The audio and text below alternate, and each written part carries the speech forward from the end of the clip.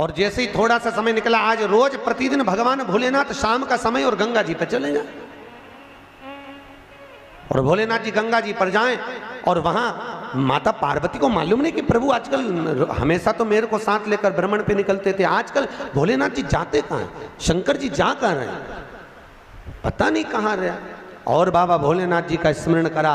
माता पार्वती ने उसी समय पर गणेश जी को भेजा, गणेश जरा मालूम करो पिताजी कहां जा रहे हैं। और पिताजी को देखकर गणेश जी आए और आकर कहा, मां पिताजी तो कुछ कन्याओं के साथ में, कुछ स्त्रियों के साथ में गंगा जी के जल में अटखेलियां कर रहे थे। इतना तो मां से कहना था। भोलेनाथ जी के शब्द सुनकर, गणेश जी के वाक्य सुनकर मां जगत जननी क्रोध में लाल हो गई। माता पार्वती क्रोध में लाल, और उसी समय पर माता पार्वती क्रोध में लाल होकर सीधे गंगा जी के तट पर पहुंच गई, सीधे गंगा जी के तट पर। और गंगा के तट पर माता पार्वती जब पहुंची और जगत जननी ने देखा 5 स्त्रियों के साथ में, 5 कन्याओं के साथ में भोलेनाथ पानी से क्रीड़ा कर रहे हैं। कभी शंकर भगवान उन पर पानी फेंके, कभी वो कन्या इन पर पानी फेंके, कभी शिव पानी फेंके। इतने में माता पार्वती क्रोध में लाल होकर बोली, भोलेनाथ। जैसे भोलेनाथ जी को आवाज दी, शंकर भगवान जल क्रीड़ा करते हुए खड़े हुए और खड़े होकर बोले, क्या बात है पार्वती, इतना क्रोध क्यों करती हो। पार्वती बोली, भोलेनाथ ये स्त्रियां कौन, ये नारियां कौन है। मैं एक पतिव्रता धर्म का पालन कर रही हूं और आप इन स्त्रियों का संग कर रहे हो। होता है कभी कभी, एक पति अपनी पत्नी को रोज धमकी देता था, तू मेरे से सही सरिया कर। भगवान कृष्ण की 16,108 रानियां थी, मैं दूसरी शादी कर लाऊंगा। बेचारी पत्नी बड़ी दुखी रहती थी। एक बार हमारे यहाँ कथा में आई कि गुरुजी मेरा पति रोज धमकी देता है, मैं क्या करूं। मैंने पूछा क्या धमकी देता, कि हमेशा बोलता है भगवान कृष्ण की 16,108 रानियां, मैं दूसरी शादी कर लाऊंगा, तू मेरे से अच्छे से रिया कर। तो मैंने कहा वो तुझे धमकी देता है तो तू भी दे दे, कि द्रौपदी के 5 थे, तू क्यों।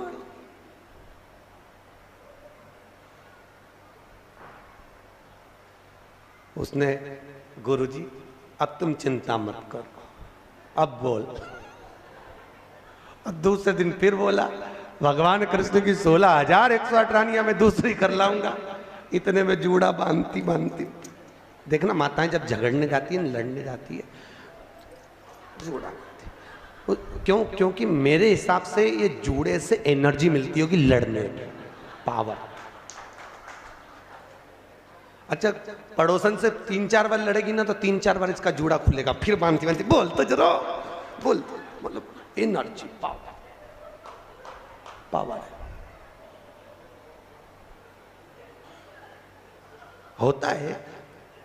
एक पंडित जी बहुत कथा वाच रहे थे, बहुत जोरदार जोरदार कथा वाचे, तो एक सरदार जी ने पूछ लिया, महाराज इतना ज्ञान कहाँ से आता है तुम्हारे पास में। पंडित जी बोले, हमारा ये चोटी है ना, ये अर्थिंग का ये तार है, एंटीना, ये ऊपर से आता है, इसलिए हम बोल देते। इतने में तुरंत सरदार जी बोले, तुम्हारी चोटी से बड़े तो हमारे बाल, फिर हमको ज़्यादा ज्ञानी होना चाहिए। इतने में पंडित जी बोले, ज्ञान तो तुमको आता है, पर ये अर्थिंग का तार है, नीचे टपक जाता है, ज्ञान आने की कमी नहीं, आता जरूर है, सब चला आया, मना नहीं है। तो भैया कभी ना बोले। भगवान शिव जब अटखेलियां कर रहे थे स्त्रियों के साथ में, 5 स्त्रियों के साथ में अटखेलियां, तो भोलेनाथ जी के सम्मुख में पार्वती मैया ने कहा, आप ये 5 स्त्रियों के साथ, 5 कन्याओं के साथ क्या कर रहे हो, कौन है ये। मैं एक पतिव्रता धर्म का पालन कर रही हूं और तुमने ये क्या करा। भोलेनाथ जी ने कहा, पार्वती मौन होइए। पार्वती को क्रोध आया, केश माता पार्वती ने खोले। भगवान भोलेनाथ को लगा ये इन कन्याओं को मार देगी। तब भगवान शिव ने कहा, पार्वती चुप हो, ये मेरी 5 बेटियां हैं, ये मेरी 5 पुत्रियां। पार्वती ने पूछा, 5 पुत्रियां कब प्रकट हो गई प्रभु। बाबा भोलेनाथ ने कहा, पार्वती जब चौसर खेलते समय तूने मेरे वस्त्र लिए मैं जल क्रीड़ा करने के लिए, जल में तप करने के लिए बैठा, तप के करने से मेरे शरीर से पसीना बह निकला, उस पसीने से 5 धाराएं प्रकट हो गईं। उस 5 धारा से गंगा जी की गोद से मेरी ये 5 बेटियां प्रकट हुई है।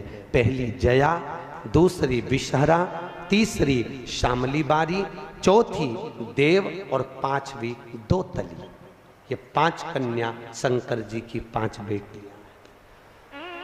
उसी समय पर माता पार्वती ने गंगा जी के जल को हाथ में लेकर कहा, गंगा तू मेरी बहन है, मेरे गर्भ से तो संतान नहीं हुई, पर तूने मेरे बच्चों को पाला पोसा बड़ा किया, इसलिए तेरे घाट पर आने वाला व्यक्ति शंकर जी के साथ तेरा स्मरण करेगा और जो हर हर गंगे बोलेगा, गंगा उसको तेरे स्नान का पुण्य घर बैठे मिल जाएगा। हर हर गंगे बोलो जम के।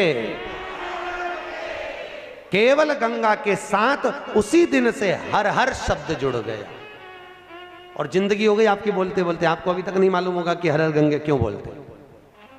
भैया शिव महापुराण में एक एक संवाद है। चावल क्यों लगाना चाहिए, शिव जी को कंकु क्यों नहीं लगाया जाता, शंकर को कुंकू नहीं लगता, रोली नहीं लगती, क्योंकि भगवान शंकर जब एक बार बैठे थे तो एक भगत ने शिव जी का कुंकू अभिषेक कर दिया था।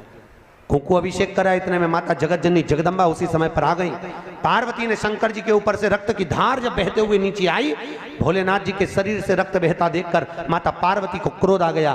पार्वती ने उसी समय पर श्राप देना चाहा। शिव जी ने कहा, पार्वती उसने कुंकू अभिषेक करा है और तू श्राप दे रही है। पार्वती ने कहा, मैं जान नहीं पाई, पर भोलेनाथ आपसे वचन देती हूं कि आज के बाद आपके शरीर पर यह रक्त ना देखूं। इसलिए आज तक शंकर जी के शिवलिंग पर कभी कंकु नहीं चढ़ाया जाता, कुंकू नहीं चढ़ाता। शिव जी को चंदन चढ़ेगा, हल्दी चढ़ेगी, अष्टगंध चढ़ेगा, गुलाल चढ़ेगी, अबीर चढ़ेगा, पर कुंकू शंकर को कुंकू नहीं। जैसे अधिक मास के महीने में, अभी जो अधिक मास आ रहा है ना, आपके लिए तो लाभदायक है, समझ लो ये कथा। अधिक मास के महीने में जैसे पहले दिन का अधिक मास होता है, ऐसे 5वां दिन का जो अधिक मास होता है, पंचमी तिथि का, पंचमी तिथि का अधिक मास, शास्त्र कहता है कि जिसके घर में संपदा की कमी हो, पैसा आ ही नहीं रहा हो, सब दूर उलझ गया हो, बहुत टेंशन चल रहा हो, 3 साल में एक बार अधिक मास आता है।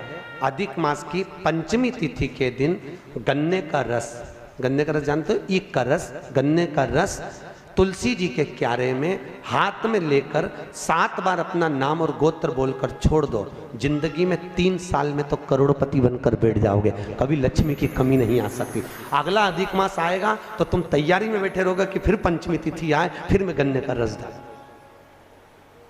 केवल अधिक मास में होता है, अधिक मास के सिवा नहीं कर सकते, केवल अधिक मास, अधिक मास के अंतर्गत करें।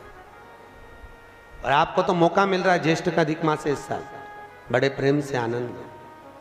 अधिक मास का महीना भगवान शिव के स्मरण का माह, ठाकुर जी के भजन का महीना, भगवान नारायण के लाड़ लड़ाने का महीना। खूब प्रेम से भजन करो, जितना भजन कर सकते हो उतना, और काउंट कर कर नहीं कि कितना भजन करा है। कई लोग हाथ में वो बटन दबाते रहते हैं, राम राम राम राम, काउंट नहीं करना है, कर लो जितना कर सकते हो। अधिक मास के महीने में जितना पुण्य कमा सकते हो कमा। भजन चित्त धरी।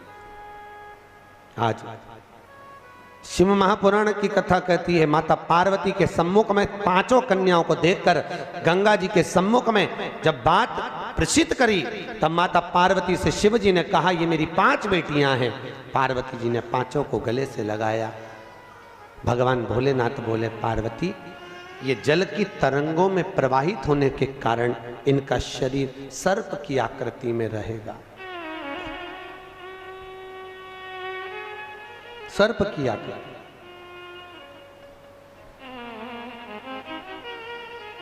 और वो 5 कन्या शंकर भगवान की 5 सर्प रूप की बेटियां हुई। सर्प रूप।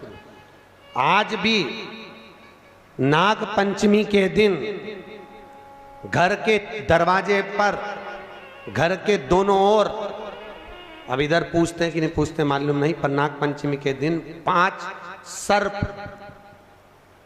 यहां बनाते हैं। 5 सर्प बनाए जाते हैं। वो शंकर भगवान की 5 बेटियां बनाई जाती है और नाग पंचमी के दिन उनकी पूजन होती है।